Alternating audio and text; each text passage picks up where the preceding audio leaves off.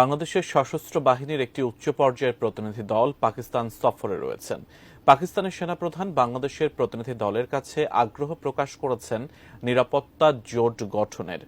আলোচনায় এবার পাকিস্তানের নিজস্ব আধুনিক প্রযুক্তির JF-17 যুদ্ধবিমান কেনার বিষয়ে আগ্রহ দেখিয়েছে বাংলাদেশ। কিন্তু প্রতিবেশীদের টেক্কা দিতে কতটা সক্ষম এই যুদ্ধবিমান? বাংলাদেশের কাছে এই যুদ্ধবিমান থাকলে তা কি প্রতিবেশীদের মাথা ব্যথার কারণ হয়ে উঠবে? বিস্তারিত জানাচ্ছেন সহকর্মী ইমতিয়াজ আলম।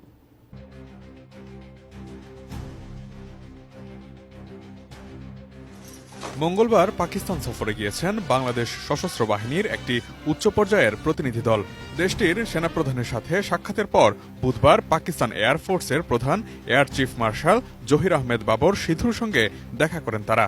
এ সময় বাংলাদেশ সশস্ত্র বাহিনীর বিভাগের principal staff officer lieutenant general SM Kamrul হাসানের নেতৃত্বে প্রতিনিধি দলটি পাকিস্তানের উন্নত সামরিক সরঞ্জাম, বিশেষ করে JF-17 থান্ডার যুদ্ধবিমানের বিষয়ে আগ্রহ প্রকাশ করেন। 15 জানুয়ারি বুধবার এক প্রতিবেদনে এই তথ্য জানিয়েছে পাকিস্তানের ISPR। পাকিস্তানের সংবাদ মাধ্যম এক্সপ্রেস ট্রিবিউন, মিনিট মিরর এবং আরি নিউজও খবরটি গুরুত্বের সঙ্গেই প্রকাশ করেছে।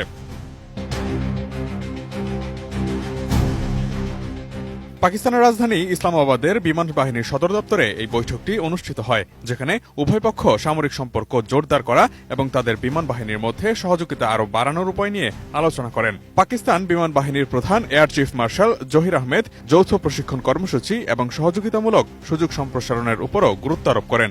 একই সাথে সামরিক অংশীদারিত্ব আরও গভীর করার জন্য পাকিস্তানের প্রতিশ্রুতি পুনর্ব্যক্ত করেন তিনি।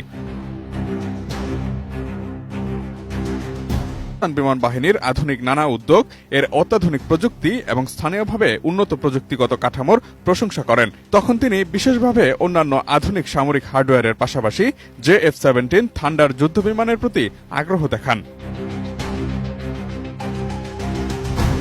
প্রশ্ন হচ্ছে, কতটা আধুনিক এই যুদ্ধবিমান? প্রতিবেশী দেশগুলোকে টেক্কা দিতে কতটা সক্ষম এটি? JF-17 থান্ডার হলো একটি চতুর্থ প্রজন্মের মাল্টি রোল কমব্যাট এয়ারক্রাফট, যা পাকিস্তান এবং চীনের যৌথ উদ্যোগে তৈরি হয়েছে। এটি কম খরচে আধুনিক প্রযুক্তি সরবরাহের উদ্দেশ্যে তৈরি করা হয়। ঘণ্টায় 1975 কিলোমিটার এবং 55,000 ফুট উচ্চতায় উড্ডয়নে সক্ষম এই যুদ্ধবিমানটি air to air, air to ground ক্ষেপণাস্ত্র, লেজার গাইডেড বোমা, অ্যান্টিশিপ মিসাইল সজ্জিত এই যুদ্ধবিমানটি। প্রসঙ্গত, এই যুদ্ধবিমানটি বাংলাদেশ বিমান বাহিনীর সক্ষমতা বাড়ানোর পাশাপাশি প্রতিবেশী দেশের সাথে সামরিক সক্ষমতার ভারসাম্য আনবে।